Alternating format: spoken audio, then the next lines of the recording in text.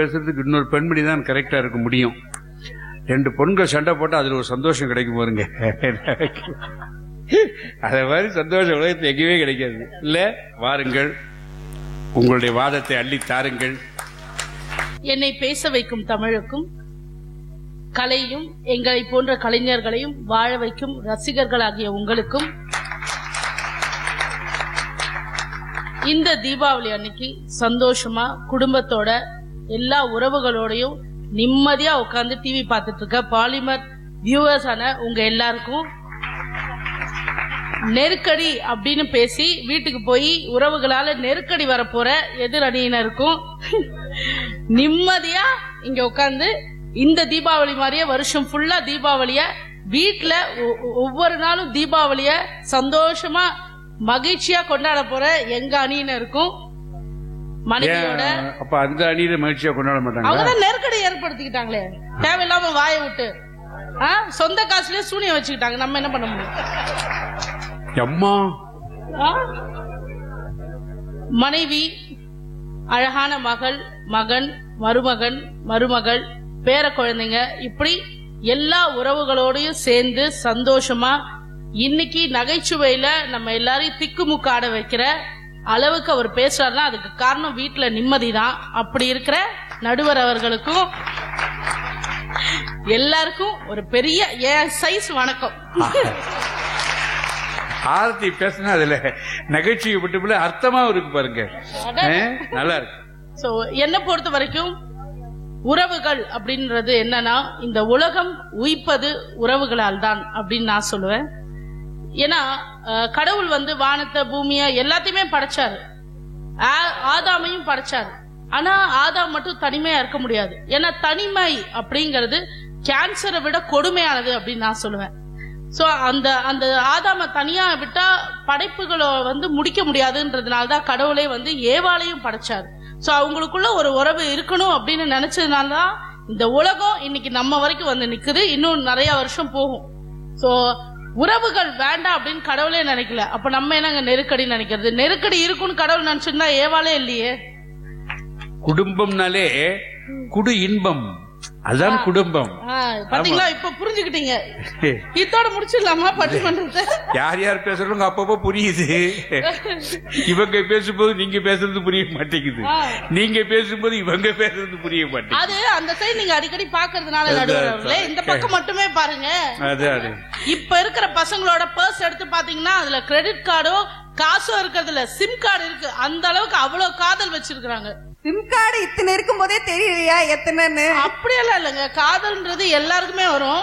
காதல் இல்லாம யாருமே இல்ல. எவ்வளவு காதல் வேணா பண்ணலாம். நிம்மதி எங்க கிடைக்குதோ அங்க கல்யாணம் பண்ணி செட்டில் ஆக வேண்டியதான். அது முன்னாடி எப்படிங்க தெரியும்? வந்ததுக்கு அப்புறம் நிம்மதியா கொடுமையா நெருக்கடி. 10 பேரை காதலிச்சாதான் எந்த இடத்துல நிம்மதி தெரியும். சரியான போட்டி. Very good. இன்னொரு தீனிகராகுமோ. அதாவது பாலகாண்டத்துல கம்பர் என்ன எழுதியிருந்தாருன்னா, ராமன் சீதை அவர்களை பார்த்த உடனே அண்ணனும் நோக்கினாள் அவளும் நோக்கினாள், பார்த்தாங்க. அவங்களுக்குள்ள காதல் வந்துருச்சு. அந்த காதல் வந்த உடனே அது எப்படி இருந்ததுன்னா இப்ப இருக்கிற இருதய மாற்று அறுவை சிகிச்சை பண்ண மாதிரிதான் காதல் டப்புடி இடம் மாறிடுச்சு. அதனால நமக்கு என்ன ஒரு ராமாயணமே கிடைச்சது. சோ ஒவ்வொரு காதலுக்குமே ஒவ்வொரு விஷயம், ஒவ்வொரு யூனிக்னஸ் கண்டிப்பா இருக்கு, டெஃபினட்டா இருக்கு. இவ்வளவு எதுக்கு எக்ஸாம்பிள் சொல்லணும்னா, நானும் என்னுடைய கணவருமே காதல் திருமணம் தான். நம்மளோட கல்யாண வாழ்க்கைய வருஷ கணக்கு வச்சு இல்ல, காதல் இன்னும் இருக்கா இல்லையான்றத வச்சுதான் நம்ம கணிக்கணும். அங்க போனா அப்படி போறாங்க, இங்க போனா இப்படி போறாங்க, ரெண்டு பக்கமும் அல்ல வீடு கட்டி பேசுறாங்கம்மா. ரொம்ப அருமையா இருக்கு ஆரத்தி. எந்த அளவுக்கு அதாவது எல்லாரும் சொன்னாங்க மனைவி கணவனை போட்டு அடிக்கிறாங்க அப்படி இப்படின்னு. எந்த குடும்பத்துல இல்ல? இருந்தாலும் நிம்மதியா அனுசரிச்சு போறது தாங்க வாழ்க்கை. என் புருஷனை நான் என்ன கோவம் வந்தாலும் செம்ம அடி அடிப்பேன். இத உண்மையாவே சொல்றேன். நான் அடிக்க மாட்டேன், நான் ரொம்ப நல்ல வைஃப் அப்படின்னு சொன்னா சத்தியமா யாரும் நம்ப மாட்டீங்க. என்னங்க நான் எனக்கு கோவம் வந்தா நான் அடிப்பேங்க. அது தப்பே இல்லை. என் புருஷனை தானே நான் அடிக்கிறேன், அதுக்கு தானே லைசன்ஸ் கொடுத்துருக்காங்க. இவ்வளவு சர்வசாதாரணமா கோவம் அடிப்பேங்கன்னு சொல்ற ஒரே பொண்ணு நான் இப்பதான் பாக்குறேன் இத்தனை வருஷத்துல. என்னங்க இது என்ன பெருசா மறைச்சு வச்சு என்ன பண்ண போறேன்? ஆனா அவ்வளவு அடிச்சாலும் தாங்குறாரு பாருங்க, அந்த நல்லவரை தான் நான் காதலிக்கிறேன். அப்போ இவங்க கொஞ்சம் இன்டர்வியூ பண்ணிருக்காங்க, யாரெல்லாம் அடிச்சா தாங்குவாங்க, திருப்பி அடிக்க மாட்டாங்க அப்படின்னு பார்த்து அந்த கணேச போய் மாட்டிருக்காரு. அதாவது ஒரு ஜோசியர்கிட்ட ஒருத்தர் போய் கேட்டாராம், எனக்கு வந்து ஜாதகம் பார்த்து சொல்லுங்க, எனக்கு எப்படி இருக்கு அப்படின்னு. அப்ப அந்த ஜாதகம் பார்த்த ஜோசியர் சொன்னாராம், உங்களுக்கு 40 வருஷத்துக்கு ரொம்ப கஷ்ட காலங்க. அப்படியா? 40 வருஷம் கழிஞ்சா பழகிடும்னாராம். அந்த மாதிரி 1.5 வருஷமா அடிக்கிற அப்படியே பழகிடுச்சு அவருக்கு. இப்ப நிம்மதியா தான் இருக்காரு, ஜாலியா. 2 நாள் நீ அடிக்கலே வச்சுக்க, அவர் தூக்கமே வராது. ஆமா, அடி வா அடி அப்படிம்பாரு. அவர் சொல்லுவாரு, என்ன என் மேல கோவமான்னு கேட்பாரு. ஏன் அடிக்கவே மாட்டேங்கிற, கோவமா? ஆனா அவர் என்ன தெரியுமாங்க, அவர் வந்து ஸ்கூட்டர் வாங்கியிருந்தாரு, அதுல வந்து என் பேரை எழுதியிருந்தாரு. அப்ப எனக்கு ரொம்ப சந்தோஷமா இருந்துச்சு. நம்ம எவ்வளவு திட்டினாலும் எவ்வளவு அடிச்சாலும் ஒரு வண்டி வாங்கினோன்னே நம்ம பேரை எழுதியிருக்காரு அப்படின்னு சொல்லிட்டு ரொம்ப பாசமா போயிட்டு, எப்படிங்க என் பேரை எழுதினீங்க? அதுக்கு அவர் சொன்னாரு, இல்ல அந்த பேரை பார்த்து எட்டி ஒரு உத விட்டா உடனே ஸ்டார்ட் ஆகுது, உன்னை நேர்ல தான் உதைக்க முடியல, வண்டியிலயாவது பேரை எழுதி உதைக்கிறேன், அந்த ஸ்டிக்கரை எடுக்காத அப்படின்றாரு. அதுக்கப்புறம் தீபாவளி அன்னைக்கு நடந்தது எங்க வீட்டுல பட்டாசு சரவெடி தான், அது விடுங்க, அது என்னைக்கு நடக்கிற கதை தான். வேண்டாம், நீங்க ஏதாவது நல்ல விஷயமா பேசுங்க. போற போக்குல பார்த்தா யாரை அடி எத்தனை அடிச்சேன்னு சொல்லிட்டே இருக்கீங்க. அதாவது ஒரு குடும்பமா சந்தோஷமா சேர்ந்து எல்லாரும் ஒன்னா இருக்கிற இந்த தீபாவளியில வந்து இந்த மாதிரி ஒரு நாளை வந்து யாருமே மறக்க மாட்டோம். எல்லாரும் என்னன்னா எப்படி இருக்கும்னா, ஆசை ஆசையா இருக்கிறதே இது போல் வாழ்ந்திடவே. இந்த பாடல்ல நீங்களும் நடிச்சிருக்கீங்க. இந்த பாட்டை வந்து நீங்க மறுப்பீங்களா? உங்க வீட்லயும் சந்தோஷமான தருணத்தை இதை யோசிச்சு பாப்பீங்க இல்லையா? எங்கள் வீட்டில் எல்லா நாளும் கார்த்திகை, எங்கள் வானில் என்றும் இல்லை தேய்பிறை. அதாங்க உறவுகள்ன்றது. உறவுகள் எல்லாரும் சந்தோஷமா ஒன்னா இருந்தா அவங்களுக்கு வந்து அமாவாசைன்றதே கிடையாது. அவங்க என்னைக்கும் சந்தோஷமா பௌர்ணமி நிலவு மாதிரி சிரிச்சுட்டே இருப்பாங்க. என்னங்க, நெருக்கடின்றத நாங்க வந்து கஷ்டமா பாக்குறோம். ஏதோ ஒரு கஷ்டம், அது பரவாயில்ல, அது அன்பாலையும் சந்தோஷத்தாலையும் நம்ம சரி பண்ண வேண்டியதுதான். அதுக்காக காவேரி மேடம் கேட்டாங்க, யாருக்குமே கஷ்டம் வரலையா? யாரா கஷ்டம் இல்லாதவங்க எந்திருங்க. ஏங்க, கடவுளுக்கே கஷ்டம் வந்திருக்குங்க, அவரே கடன் பட்டவர் தான், அவருக்கு கூட தான் கஷ்டம் வந்திருக்கு. அதுக்காக அப்படியே சுவண்டு போயிடுவோமா நம்ம எல்லாம்? எழுந்திரிச்சு இன்னைக்கு வரைக்கும் உட்காந்து முன்னாடி சிரிக்கல, எப்படி நிம்மதி? என்னங்க, இப்ப எல்லாரும் நிம்மதி இல்ல, நெருக்கடி அப்படின்னு சொல்லிட்டு வீட்டுக்கு தானே போவீங்க? வீட்டுல சமைச்சு தானே போடணும், சாப்பிட்டு தானே ஆகணும். என்னங்க, உறவே வேணாம், அவங்க வேணாம், இவங்க வேணாம், இவங்க அண்ணன் தம்பி பாக பிரிவினா எல்லாமே சொல்றாங்க. எல்லாமே இருக்கணுங்க. வாழ்க்கைன்றது ஸ்ட்ரெயிட் ரோடு இல்ல, நிறைய பெண்டு கவெல்லாம் இருந்தாதான் சுவாரஸ்யம். நேரா போயிட்டே இருந்தா எங்க போய் முடியுது? ஆமா, அதான் விஷயம். உறவு அப்படின்றது ஒரு கடல் மாதிரிங்க. அதாவது ஆர்த்தி, இந்த ரோடுகள்லாம் நிறைய இடத்த வளைஞ்சு வளைஞ்சு போகும். ஆமா, நான் கூட கேட்டேன் ஒரு ஆள்கிட்ட, ஏன் ரோடெல்லாம் ஸ்ட்ரெயிட்டா போலாமே, எதுக்கு வளைஞ்சு வளைஞ்சு போகுதுன்னா, ஸ்ட்ரெயிட்டா ரோடு போச்சுன்னா போற டிரைவருக்கு தூக்கம் வருமா? ஸ்ட்ரெயிட்டா நான் ஒரு டிரைவர்ட்டே கேட்டேன், ஸ்ட்ரெயிட்டா இருந்தா ஒரு ஸ்டெடியா போகும்போது அவன் அறியாமலே தூக்கம் வந்துடும். கொஞ்சம் வளைவுகள் அங்கங்க இருக்கும் பொழுது அவன் கொஞ்சம் சுதாரிச்சுட்டே தான் ஓட்டுவான். அதற்காகத்தான் அந்த வளைவுகள் இருக்கிறத தவிர இல்ல. இப்ப பாருங்க, மேக்சிமம் ஆக்சிடென்ட் எங்க இருக்கு? ஹைவேல தான் நடக்கும். குறுக்கு சுத்தி போற ரோடுல ஆக்சிடென்ட் நடக்காது.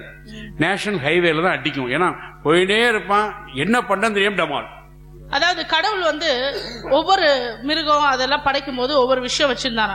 எல்லாருக்குமே வந்து 80 வயசு ஆயுசு கொடுக்கலாம் அப்படின்னு நினைச்சாராம். சரி, ஓகே, நம்ம பாதியை கொடுத்து பார்ப்போம் அப்படின்னு சொல்லி ஃபர்ஸ்ட் கழுதைய படைச்சாரு.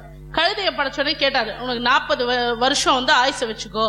அப்ப கழுதை சொன்னா, ஐயோ நானே பொதி சுமக்கிறேன், கஷ்டப்படுறேன், ரொம்ப உழைக்கிறேன், எனக்கு 20 வருஷம் வாழ்ந்தா போதும், 20 வருஷம் எனக்கு வேணாம் அப்படின்னு திருப்பி கொடுத்துருச்சான். சரி, அடுத்தது நாய வந்து படைச்சோடனே நாய் வந்து 40 வருஷம் கொடுத்தோடனே, எனக்கே நாய் பழப்புங்க வேணாங்க, கஷ்டம், நாயா கஷ்டப்படணும், இங்கே அங்கே அலையணும், அதாவது நாய் மாதிரி அலைச்சலும் இல்ல, அதுக்கு இல்லாத வேலையும் இல்ல, அந்த மாதிரி இருக்கணும், வேணாங்க, அதனால எனக்கு 20 வருஷம் போதும், 20 வருஷம் நீங்களே வச்சுக்கோங்க அப்படின்னு திருப்பி கொடுத்துச்சான். 3வது படைப்பா வந்து குரங்க படைச்சாராம். குரங்க படைச்சோடனே அந்த குரங்கு என்ன பண்ணுச்சான், ஏன்னா நான் தாவி தாவி வாழணும், ரொம்ப கஷ்டப்படணும், எனக்கு தொங்குறதே வேலை, அதனால வேணாம், எனக்கு 20 வருஷம் போதும், 20 வருஷம் நீங்களே வச்சுக்கோங்க அப்படின்னு விட்டு கொடுத்துறாங்க. 4வதா கடவுள் என்ன பண்ணாரு, மனுஷனை படைச்சாராம். மனுஷனை படைச்சோடனே மனுஷன் சொன்னா, ஐயோ எனக்கு வாழ்க்கை வந்து எனக்கு ரொம்ப சுவாரஸ்யமா இருக்கு, ரொம்ப ஜாலியா இருக்கு, எனக்கு 20 வருஷம் பத்தாது அப்படின்னாங்க. இப்ப கடவுள் என்ன பண்ணாரா, அந்த கழுதை கிட்ட இருந்தும் அந்த நாய்கிட்ட இருந்தும் அந்த குரங்கு கிட்ட இருந்தும் 20 வருஷம் பேலன்ஸ் இருந்தது இல்லையா, அதை மனுஷனுக்கு கொடுத்துட்டாங்களாம்.